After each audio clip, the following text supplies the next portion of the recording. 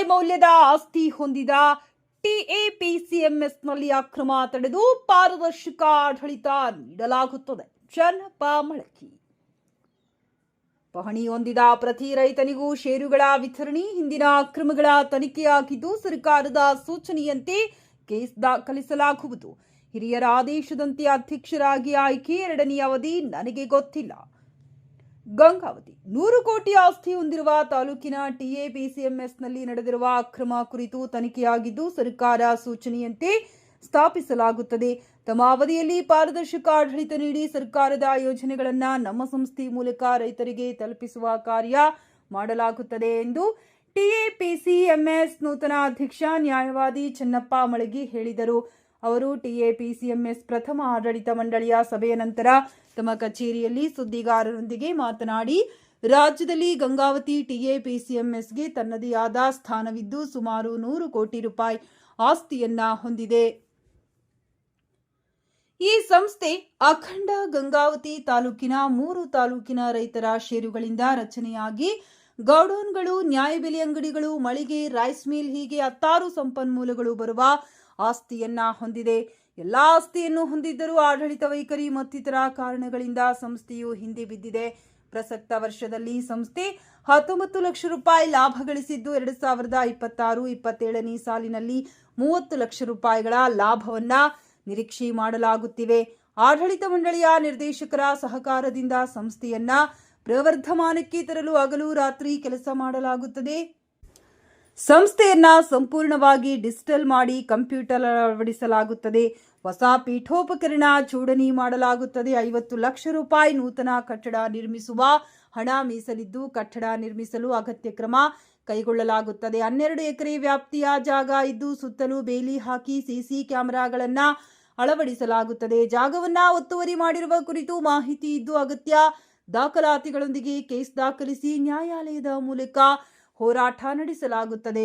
Rice mill ಹಾಗೂ ಗೌಡನ್ಗಳು ಮತ್ತು ವಾಣಿಜ್ಯ ಮಳಿಗೆಗಳಿಗೆ ಕಳೆದ 30 ವರ್ಷಗಳ ಹಿಂದೆ ನಿಗದಿ ಮಾಡಿದ ಬಾಡಿಗೆ ಇದ್ದು ಅದನ್ನು ಪ್ರಸ್ತುತ ದಿನಮಾನಕ್ಕೆ ತಕ್ಕಂತೆ ಹೆಚ್ಚು ಮಾಡಿ ಬಾಕಿ ಇರುವ ಬಾಡಿಗೆಯನ್ನ ವಸೂಲಿ ಮಾಡಲು ಕ್ರಮ ಕೈಗೊಳ್ಳಲಾಗುತ್ತದೆ. ಹಾಗೂ ನಮ್ಮ ಷೇರುದಾರರಿಗೂ ಯಶಸ್ವಿ ಯೋಜನೆಯನ್ನ ನಮ್ಮ ಸಂಸ್ಥೆಯ ಮೂಲಕ ವಿತರಣೆಗೆ ಅವಕಾಶ ಇದ್ದು ಈ ಯೋಜನೆಯನ್ನು ಅನುಷ್ಠಾನ ಮಾಡಲಾಗುತ್ತದೆ.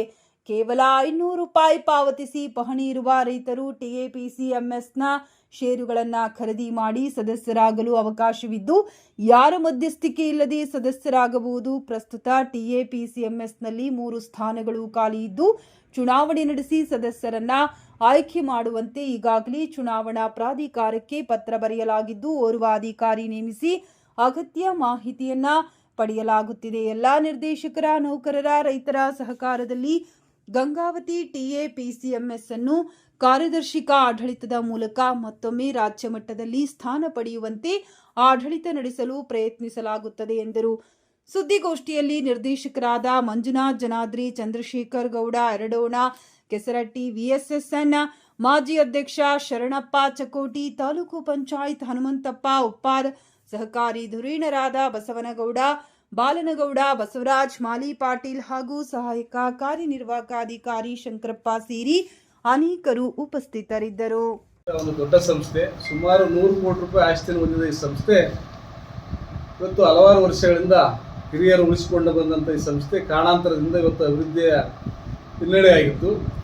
ಇವತ್ತು ಆಡಳಿತ ಮಂಡಳಿ ಅಸ್ತಿತ್ವಕ್ಕೆ ಬಂದ ನಂತರ ಇವತ್ತು ಪ್ರಥಮ ಆಡಳಿತ ಮಂಡಳಿಯ ಸಭೆ ಇವತ್ತು ನಾವು ಮಾಡಿದ್ದು. ಇವತ್ತು ಈ ಸಂಸ್ಥೆ ಏಳಿಗೆಗಾಗಿ ಮತ್ತು ಈ ಸಂಸ್ಥೆಯ ಎಲ್ಲ ವ್ಯಕ್ತಿಯ ಸೋರಿಕೆಗಳನ್ನು ತಡೆಗಟ್ಟುವ ನಿಟ್ಟಿನಲ್ಲಿ ಮತ್ತು ಆದಾಯವನ್ನು ಹೆಚ್ಚಿಸುವ ನಿಟ್ಟಿನಲ್ಲಿ ಏನೇನು ಕ್ರಮ ಕೈಗೊಳ್ಳಬೇಕು ಅನ್ನೋ ನಿಟ್ಟಿನಲ್ಲಿ ಇವತ್ತು ಚರ್ಚೆ ಮಾಡಿ ಇವತ್ತು ಸಭೆ ಆಡಳಿತ ಮಂಡಳಿಯ ನಿರ್ಣಯ ಅಂತ ಕೆಲವೊಂದು ತೆಗೆದುಕೊಂಡಿದ್ದೀವಿ. ಇವತ್ತು ಆ ನಿಟ್ಟಿನಲ್ಲಿ ಹಳೆಯ ಕಾರ್ಯಾಲಯದ ಒಂದು ರಿಪೇರಿ ಮಾಡೋದ್ರ ಮುಖಾಂತರ ಸುಸಜ್ಜಿತ ಒಂದು ಈ ಸಂಸ್ಥೆಗೆ ಕಾರ್ಯಾಲಯದ ವ್ಯವಸ್ಥೆಯನ್ನು ಮಾಡಿಕೊಡ್ಬೇಕಂತೇಳಿ ಆ ವಿಷಯಕ್ಕೆ ಸಂಬಂಧಪಟ್ಟಂತೆ ಅಷ್ಟಾಗಿ ಇವತ್ತು ಸಂಘನ ಇವತ್ತೇನು ಹಿಂದೆ ಮ್ಯಾನ್ಯಲ್ ಇದೆ ಎಲ್ಲವೂ ಡಿಜಿಟಲೀಕರಣ ಮಾಡಿ ಕಂಪ್ಯೂಟರೈಸ್ ಮಾಡೋ ಮುಖಾಂತರ ಸಂಸ್ಥೆನ ಇವತ್ತು ಡಿಜಿಟಲೀಕರಣಗೊಳಿಸುವ ಒಂದು ನಿಟ್ಟಿನಲ್ಲಿ ಲ್ಯಾಪ್ಟಾಪ್, ಕಂಪ್ಯೂಟರ್, ಪ್ರಿಂಟರ್ ಇವನ್ನು ಖರೀದಿಗೊಳಿಸುವ ನಿಟ್ಟಿನಲ್ಲಿ, ಅಷ್ಟೇ ಇದ್ರೆ ಹೊಸ ಲೆಡ್ಜರ್ ಬುಕ್ಗಳನ್ನು ತೆಗೆದುಕೊಳ್ಳುವ ನಿಟ್ಟಿನಲ್ಲಿ, ಹೊಸದಾಗಿ ಕಾರ್ಯಾಲಯಕ್ಕೆ ಪೀಠೋಪಕರಣ ಇರ್ಬೋದು ಮತ್ತು ಏನು ಅವಶ್ಯಕತೆ ಇದೆ ಅವೆಲ್ಲ ನೂತನ ಮತ್ತು ಪೀಠೋಪಕರಣ ತೆರೆದುಕೊಳ್ಳುವ ನಿಟ್ಟಿನಲ್ಲಿ ಇವತ್ತೇನು ಸುಮಾರು 12 ಎಕರೆ ಇರುವಂಥ ಈ ಭೂಮಿ ಇವತ್ತು ಕಾರಣದಿಂದ ಸುತ್ತ ಒತ್ತುವರಿ ಆಗುವ ನಿಟ್ಟಿನಲ್ಲಿ ಇರುವ ಕಾರಣಕ್ಕೆ ಸುತ್ತ ಫಿನಿಶಿಂಗ್ ಇವತ್ತು ಬೇಲಿ ಹಾಕಿ ಒಂದೇ ಗೇಟ್ ಮುಖಾಂತರ ಸಂಸ್ಥೆ ವ್ಯವಹಾರ ನಡಿಬೇಕೆಂಬ ಒಂದು ನಿಟ್ಟಿನಲ್ಲಿ ಇವತ್ತು ನಿರ್ಣಯವನ್ನು ಪಾಸ್ ಮಾಡಿದ್ದೀವಿ. ಅದೇ ರೀತಿ ಸಂಸ್ಥೆ ಆವರಣ ಸ್ವಚ್ಛತೆ ಇರ್ಬೋದು, ಇಲ್ಲಿ ಯಾವುದೇ ಅಹಿತಕರ ನೆಟ್ಟಿನಂತೆ ಇವತ್ತು CC ಕ್ಯಾಮ್ರಾ ಅಳವಡಿಕೆ ಇರ್ಬೋದು. ಇವತ್ತು ಬಾಡಿಗೆ ಹೆಚ್ಚಿಸುವ ನಿಟ್ಟಿನಲ್ಲಿ ಇವತ್ತೇನು ಹಳೆಯ ಗೋಡನ್ಗಳ ರಿಪೇರಿ ಇರ್ಬೋದು, ಮಳಿಗೆ ರಿಪೇರಿ ಇರ್ಬೋದು, ರೈಸ್ ಮಿಲ್ಲ ನವೀಕರಣಗೊಳಿಸಿ ಅದನ್ನು ಹೊಸದಾಗಿ ಬಾಡಿಗೆ ಕೊಡುವ ನಿಟ್ಟಿನಲ್ಲಿ ಆಡಳಿತ ಮಂಡಳಿ ನಿರ್ಣಯದ ಮುಖಾಂತರ ಇವತ್ತು ನಾವು ಪಾಸ್ ಮಾಡಿದ್ದೇವೆ. ಇವತ್ತು ಸಂಸ್ಥೆಗೆ ಸಂಬಂಧಪಟ್ಟಂತೆ ಇವತ್ತು ಸುಮಾರು 21 ಗೋಡನ್ಗಳು ಇವತ್ತು ಗಂಗಾವತಿ ಮತ್ತು ಹಳ್ಳಿ ಗ್ರಾಮಾಂತರದಲ್ಲಿ ನಮ್ಮ ಆಸ್ತಿ ಇತ್ತು. ಹಾಗೆ 21 ಗೋಡನ್ ಸರ್ ಮಳಿಗೆಗಳು ಇವತ್ತು ಮುಖ್ಯ ರಸ್ತೆಗೆ ಹೊಂದಿಕೊಂಡು ನಮ್ಮ ವ್ಯಾಪ್ತಿಗೆ ಬರುತ್ತಿದ್ದು, ಅದೇ ರೀತಿ 18 ನ್ಯಾಯಬೆಲೆ ಅಂಗಡಿಗಳನ್ನು ನಮ್ಮ ವ್ಯಾಪ್ತಿಯಿಂದನೇ ನಿರ್ವಹಿಸ್ತಿದ್ದು, ನಮ್ಮ ಸಿಬ್ಬಂದಿ ನಿರ್ವಹಿಸ್ತಿದ್ದು. ಅತ್ಯಂತ ವ್ಯವಸ್ಥಿತವಾದ ಒಂದು ಆಡಳಿತ ತರುವುದರ ಮುಖಾಂತರ ಪಾರದರ್ಶಕತೆ ಮತ್ತು ಕಾನೂನಿನ ಪ್ರಕಾರ ಇಲ್ಲಿ ಆಡಳಿತ ನಡಿಬೇಕೆಂಬ ದೃಷ್ಟಿಯಲ್ಲಿ ಇವತ್ತು ಹಲವಾರು ನಿರ್ಣಯಗಳನ್ನು ನಾವು ಪಾಸ್ ಮಾಡಿಕೊಂಡಿದ್ದೇವೆ. ಮತ್ತು ಮುಂದೆ ಸಹ ಯಾವುದೇ ರೀತಿಯ ಕ್ಯಾಶ್ ವ್ಯವಹಾರ ಅಂತಂದ್ರೆ ಕ್ಯಾಶ್ಲೆಸ್ ವ್ಯವಹಾರದ ಮುಖಾಂತರ ಇವತ್ತು ಅಕೌಂಟ್ಗಳ ಮುಖಾಂತರ ಚೆಕ್ಗಳ ಮುಖಾಂತರ ಯಾವುದೇ ವ್ಯವಹಾರ ಇರಲಿ ನಡಿಬೇಕೆಂಬ ದೃಷ್ಟಿಕೋನದಿಂದ ಇವತ್ತು ನಾವು ನಿರ್ಣಯ ತೆಗೆದುಕೊಂಡಿದ್ದೇವೆ. ಅದೇ ರೀತಿ ಇವತ್ತು ಸಂಸ್ಥೆಯ ಆಸ್ತಿಗಳನ್ನು ಉಳಿಸುವ ನಿಟ್ಟಿನಲ್ಲಿ ಇವತ್ತೇನಲ್ಲಿ ಯಾವ್ಯಾವ ಅತಿಕ್ರಮಗೊಳ್ತವೆ ಎಂಬ ನಿಟ್ಟಿನಲ್ಲಿ ಅವಕ್ಕೂ ಸಹ ನಾವು ಕಾನೂನಾತ್ಮಕ ಹೋರಾಟದ ಮುಖಾಂತರ ಆಸ್ತಿ ಉಳಿಸಿಕೊಳ್ಳುವ ನಿಟ್ಟಿನಲ್ಲಿ ಪ್ರಕ್ರಿಯೆ ಜಾರಿ ಮಾಡಬೇಕೆಂಬ ಒಂದು ಸಂದರ್ಭಕ್ಕೂ ನಾವು ಸಹ ಒಪ್ಪಿಗೆ ತೆಗೆದುಕೊಂಡಿದ್ದೇವೆ. ಇವತ್ತು ಆದಾಯವನ್ನು ಹೆಚ್ಚಿಸುವ ಮುಖಾಂತರ ಸಂಸ್ಥೆಯ ಇವತ್ತೇನು ವಾಣಿಜ್ಯೀಕರಣ ಒಂದು ಬಿಲ್ಡಿಂಗ್ ಕಟ್ಟಿ ಇವತ್ತು ಸಂಸ್ಥೆಗೆ ಹೆಚ್ಚಿನ ಆದಾಯ ಬರಬೇಕು, ಇವತ್ತು ಸಂಸ್ಥೆ ಉಳಿಬೇಕೆಂಬ ನಿಟ್ಟಿನಲ್ಲಿ ಅದಕ್ಕೆ ಸಂಬಂಧಬೇಕು ಆ ನಿರ್ಣಯವನ್ನು ಸಹ ನಾವು ಪಾಸ್ ಮಾಡಿಕೊಂಡಿದ್ದೇವೆ. ಈಗ ನಮ್ಮ ಸಂಸ್ಥೆಗೆ ಸಂಬಂಧಪಟ್ಟಂತೆ ತಾಲೂಕಿನ ಯಾವುದೇ ರೈತರು ಇರ್ಬೋದು, ಅಖಂಡ ತಾಲೂಕು ಯಾವುದೇ ರೈತರು ಪಾಣಿ ಇದ್ದರೆ ಇವತ್ತು ಮುಕ್ತವಾಗಿ ಬಂದು ಶೇರನ್ನು ತೆಗೆದುಕೊಳ್ಳೋ ನಿಟ್ಟಿನಲ್ಲಿ ನಾವು ಆಡಳಿತ ಮಂಡಳಿ ನಿರ್ಣಯವನ್ನು ತೆಗೆದುಕೊಂಡಿದ್ದೇವೆ. ಅದಕ್ಕೆ ಯಾವುದೇ ರೀತಿ ಮಧ್ಯವರ್ತಿಗಳು ಬೇಕಾಗಿಲ್ಲ.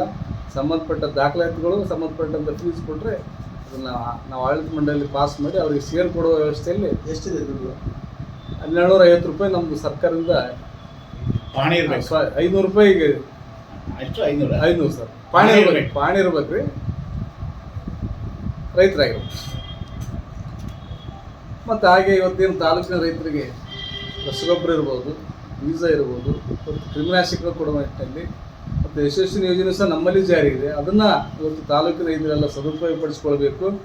ಈ ಸಂಸ್ಥೆ ರೈತರ ಸಂಸ್ಥೆ ಹೆಚ್ಚು ತಾಲೂಕಿನ ರೈತರ ಈ ಸಂಸ್ಥೆಗೆ ಬಂದು ಇಲ್ಲೇನು ಸಿಗುವಂಥ ಸೌಲಭ್ಯವನ್ನು ಪಡೆದುಕೊಳ್ಬೇಕಂತೇಳಿ ಇವತ್ತು ನಾವು ನಿರ್ಣಯ ಪಾಸ್ ಮಾಡಿಕೊಂಡಿದ್ದೇವೆ. ಅದೇ ರೀತಿ ನಮ್ಮ ವ್ಯಾಪ್ತಿಗೆ ಬರುವಂಥ ಸುಮಾರು 30 VSSNಗಳು ನಮ್ಮಲ್ಲಿ ಅವ್ರಿಗೂ ಸಹ ಮುಕ್ತ ಅವಕಾಶ ಕೊಟ್ಟು ಶೇರನ್ನು ನಿರ್ವಹಣೆ ಆಗಿರ್ಬೋದು, ಇನ್ನಿತರ ವ್ಯವಹಾರಕ್ಕೆ ಅವರಿಗೂ ನಾವು ಸಹಕಾರಿ ಕೆಲಸ ಮಾಡೋಕ್ಕೆ ಸಂಸ್ಥೆ ಆಡಳಿತ ಮಂಡಳಿ ಸಂಪೂರ್ಣವಾಗಿ ARCS ಅನ್ನು ಅದಕ್ಕೆ ತನಿಖಾಧಿಕಾರಿಯಾಗಿ ನೇಮಕ ಮಾಡಿ ಸರ್ 24 ಈಗ ನಮ್ಮ ಕೃಷ್ಣ ಅವರು ಹೇಳಿದಂಗೆ ಅದಕ್ಕೆ ಸಂಬಂಧಪಟ್ಟಂಥ ಸಜ್ಜನರ ಇದ್ದಾಗೆ 64 ಅಡಿಯಲ್ಲಿ ಸಂಪೂರ್ಣ ವರದಿ ಸಲ್ಲಿಕೆ ಆಗಿದೆ ಸರ್. ಸರ್ ಸಲ್ಲಿಕೆ ಆಗಿದೆ ಸರ್. ಈ ಸಲ್ಲಿಕೆ 64 ಆದ್ಮೇಲೆ ಈ 68ನಲ್ಲಿ ಇವತ್ತು DR ಮುಂದೆ ಅದು ರಿಪೋರ್ಟ್ ಸರ್ಕಾರಕ್ಕೆ ವರದಿ ಸಲ್ಲಿಕೆ ಆಗಿದೆ. ಅದರಲ್ಲಿ ಯಾರ್ಯಾರು ತಪ್ಪಿತಸ್ಥರು, ಯಾರ್ಯಾರು ಏನೇನು ಮಾಡಿದ್ದಾರೆ, ಸಿಬ್ಬಂದಿ ಹಿಡ್ಕೊಂಡು ಯಾರ್ಯಾರು ಹಿಂದಿನ ಆಡಳಿತ ಮಂಡಳಿ ಯಾರ್ಯಾರು ಇದ್ರು ಅದೆಲ್ಲ ಸಂಪೂರ್ಣ ಅವ್ರ ಮೇಲೆ ಯಾವುದೂ ಎಲ್ಲ ಚಾರ್ಜ್ ಶೀಟ್ ರೆಡಿ ವರದಿ ಈಗ ಲಾಸ್ಟ್ 2 ಮಂತ್ಸಿದ್ದು ಸಲ್ಲಿಕೆ ಆಗಿದೆ ಸರ್. ಸಲ್ಲಿಕೆ ಆದಮೇಲೆ ಈಗ ಅದು ಇಲ್ಲಿಗೆ ನಮಗೆ 68 B ನಮ್ಗೆ ಅಪ್ರೂವ್ಲಿ ಕಳಿಸ್ತಾರೆ ಸರ್. ನಮ್ಗೆ ಅವ್ರು ಡೈರೆಕ್ಷನ್ ಆಗ್ತಾರೆ.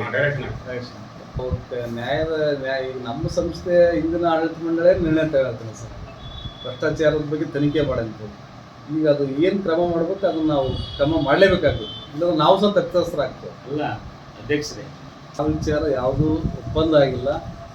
ಕಾನೂನಾತ್ಮಕವಾಗಿ ನಮಗೆ ಬಂದ ತಕ್ಷಣವೇ ಆಡಳಿತ ಮಂಡಳಿ ಇಟ್ಟು ನಾವು ನಿರ್ಣಯ ಪಾಸ್ ಮಾಡಿಕೊಂಡು ಪಾರದರ್ಶಕವಾಗಿ ನ್ಯಾಯಯುತವಾಗಿ ಪ್ರಕ್ರಿಯೆ ಇದೆ, ಆ ಕಾನೂನು ಪ್ರಕಾರ ಮಾಡಬೇಕು ಅಂತ ಕಾನೂನು ಪ್ರಕಾರ ಮಾಡಬೇಕು. ಪೂರಾ ಆಡಳಿತ ಮಂಡಳಿ ಸಭೆ ಅರಸಲಾಗಿ ಆಗಿದೆ ಸರ್. ಯಾರು ಕಟ್ಟಿಲ್ಲ ಅವ್ರ ಮೇಲೆ ಕೇಸ್ ಬುಕ್ ಮಾಡಬೇಕು ಸರ್. ಎಲ್ಲವೂ ಏನೈತೆ ಆ ತನಿಖಾ ವರದಿಯಲ್ಲಿ ಆ ತನಿಖೆ ಅಂತ ಇದೆ. ಏನು ದುರುಪಯೋಗ ಅಂತ ಹೇಳಿದ್ರೆ ಅವ್ರು 64 ವ್ಯಾಪ್ತಿಯಲ್ಲಿ ಅವೆಲ್ಲ ಬರಾಕೈತೇವೆ. 64 ವ್ಯಾಪ್ತಿಯಲ್ಲಿ ಅವೆಲ್ಲವೂ ಬಂದವ್ರಿಗೆ ಹೇಳ್ತಾರೆ. ಹೀಗಾಗಿ ತನಿಖಾ ವರದಿ ಸಲ್ಲಿಕೆ ಆಗಿಬಿಡುತ್ತಲ್ಲ. ಈಗ ಯಾರು ತಪ್ಪಿಸ್ತಾರೆ ಮೇಲೆ ಕ್ರಮ ತಗೊಂಡೇ ತಗೋತೀವಿ ನಾವು. ಇವೆಲ್ಲವೂ ಸಂಪೂರ್ಣ 64 ಇದೆ ಸರ್. ಟೋಟಲ್ 63 ವರದಿ ಇದೆ. ನಮ್ಮ ಇವರು ಹೇಳಿದ್ರಲ್ಲ 63, ನೀವೇನು ಹೇಳಿದ್ರೆ ಇನ್ಕ್ಲೂಡಿಂಗ್ ಎಲ್ಲೋ 2024 ಏಪ್ರಿಲಲ್ಲಿ ಹಿಂದಿನ ಆಡಳಿತ ಮಂಡಳಿ ಇಲ್ಲಾದಂಥ ಭ್ರಷ್ಟಾಚಾರ ಕುರಿತು ಸರ್ಕಾರಕ್ಕೆ ತನಿಖೆ ಮಾಡ್ರಿ ಅಂತೇಳಿ ಸ್ವತಃ ಇಲ್ಲಿ ಹಿಂದಿನ ಆಡಳಿತ ಯಾವಾಗಿಂದ ಇಸ್ವಿ? 2024 ಏಪ್ರಿಲ್ ಸರ್. ಅಲ್ಲಿಂದ ಇನ್ನಿಲ್ಲ. ಆ ಆಡಳಿತ ಮಂಡಳಿ ಒಂದು ನಿರ್ಣಯ ತಗೊಂಡ್ ಸರ್, ಸಂಸ್ಥೆಯಲ್ಲಿ ಭ್ರಷ್ಟಾಚಾರ ಆಗಿದೆ, ಇದ್ರ ಬಗ್ಗೆ ಸರ್ಕಾರ ತನಿಖೆ ಮಾಡ್ಬೇಕಂತೇಳಿ ಸರ್ಕಾರಕ್ಕೆ ಮನವಿನ ಮಾಡಿಕೊಂಡ್ರು. ಅಧ್ಯಕ್ಷ ಯಾರಿದ್ರು ಅವಾಗ? ರಾಜಶೇಖರಪ್ಪ ಅವರು ಸರ್ಕಾರ ಮನವಿ ಮಾಡಿದ್ರು. ಸರ್ಕಾರಕ್ಕೆ ಮನವಿ ಮಾಡಿದ್ರು. ಸಹಕಾರ ಇಲಾಖೆ ಮನವಿ ಮಾಡಿದ ತಕ್ಷಣ ಆಡಳಿತ ಮಂಡಳಿ ರಿಲೀಸ್ ರಿನೋವಲ್ ಆಗಿಲ್ಲ ಸರ್. ಅದರಲ್ಲಿ ಫ್ರಾಡ್ ಆದ್ದು 64 ಆಗೈತೆ ಸರ್. ಈ ಮಿಲ್ ನಾವು ಅದನ್ನ ಬಾಡಿಗೆ ತಿಂಗಳ 1 ಲಕ್ಷ ಬಾಡಿಗೆ ಕೊಡ್ತು, ಅದನ್ನ ಕೊಡ್ರಂತ ನಾವು ಅಪ್ಲಿಕೇಶನ್ ಕೊಟ್ಟಾರೆ ಸರ್. ಈಗ ಅದನ್ನು ಪ್ರಕ್ರಿಯೆ ಮಾಡಬೇಕು. ಇವತ್ತು ಮೀಟಿಂಗ್ನಲ್ಲಿ ಅದನ್ನು ಮೊದಲು ಎಷ್ಟಿತ್ತು? 31,000 ಇತ್ತು. ಈಗ 1 ಲಕ್ಷ ಕೊಡೋದು ನಾವು ಇದು ಸ್ವಲ್ಪ ಇದನ್ನ ಕಡಿವಾಣ ಹಾಕ್ಬೇಕಂತಾನೆ ಇತ್ತು. ಅದು ಈಗ ಅವ್ರು ಬಂದ ತಕ್ಷಣ ರಾಜೀನಾಮೆ ಕೊಟ್ಟು ತಿದ್ದುಪಡಿ ಕಾಯ್ದೆ ಪಾಸ್ ಆಗಿದೆ, ಸರ್ಕಾರ ಮಟ್ಟದಲ್ಲಿ ಜೀವೋ ಪಾಸ್ ಆಗಿದೆ ಸರ್. ಅವರು ವ್ಯಾಪಾರ ಮಾಡಿದ್ದಾರೆ, ಕಾನೂನಾತ್ಮಕ ಪ್ರಕ್ರಿಯೆ ಸರ್ಕಾರದ ಅನುಮತಿ ಮೇಲೆ ಮಾರಾಟ ಮಾಡ್ಯಾರ ಸರ್. ಅವತ್ತಿನ ಆರ್ಥಿಕ ಪರಿಸ್ಥಿತಿ ಅವತ್ತಿನ ಏನಿತ್ತು ಅದಕ್ಕೆ ತಕ್ಕಂಗೆ ಅನುಮತಿ ತಗೊಂಡು ಮಾರಾಟ ಮಾಡ್ಯಾರ. ಅದರಲ್ಲಿ ಯಾವುದೇ ರೀತಿ ಕಾನೂನು ಉಲ್ಲಂಘನೆ ಆಗಿಲ್ಲ. ಈ 64 ಅಂದ್ರೆ ಈಗ ಸರ್ಕಾರ ತನಿಖೆ ಮಾಡಿ ವರದಿ ಆಗಿಬಿಡತ್ತೆ. ಈಗ ವರದಿ ಮಾಡಿ ಕ್ರಮಕ್ಕೆ ಬರ್ತೀವಿ. ಕ್ರಿಮಿನಲ್ ಸಿವಿಲ್ ನಾವು ಮಾಡಲೇಬೇಕು. ಯಾಕಂದ್ರೆ ಇಲ್ಲಿ ಆಡಳಿತ ಮಂಡಳಿ ನಾವು ಮಾಡದೇ ಇದ್ರೆ ನಮ್ಮ ಸೂಪರ್ಸೀಡ್ ಮಾಡ್ತಾರೆ ಅವ್ರು.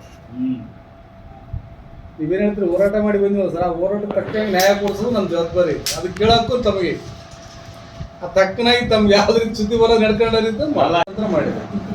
ಇವತ್ತು ಫ್ಯಾಕ್ಸ್ ಇರ್ಬೋದು, ಫರ್ಮ್ ಇರ್ಬೋದು, DC ಅವರೇ ಕುಂತ್ಕೊಂಡು ಎಲ್ಲಿ ನಾಟಿ ಆಗ್ತದೆ ಅಲ್ಲಿ ಗೊಬ್ಬರ ಸಪ್ಲೈ ಮಾಡಿದ್ರೆ ಅದು ಕಾನೂನಾತ್ಮಕ ನಡೆದ ಇದೆ. ಎಲ್ಲರಿಗೂ ಸಮರ್ಪಕ ಗೊಬ್ಬರ ತಲುಪ್ತಾ ಇದೆ.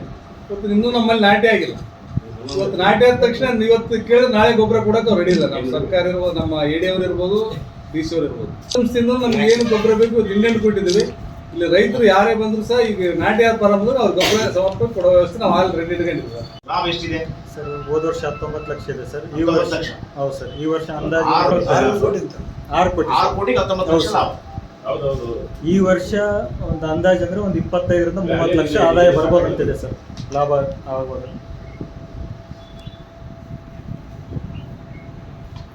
ಈಗ ಸರ್ ನ್ಯಾಯಬೆಲೆ ಅಂಗಡಿ ಬರ್ತಕ್ಕಂಥ ಸರ್ಕಾರದಿಂದ ಬರ್ತಕ್ಕಂಥ ಕಮಿಷನ್, ಆಮೇಲೆ ಗೊಬ್ಬರ ಮಾರಾಟದಿಂದ ಮಾರ್ಜಿನ್ ಸಿಗುವಂಥದ್ದು, ಇವೆಲ್ಲ ಲಾಭ ಸರ್ ನಮಗೆ.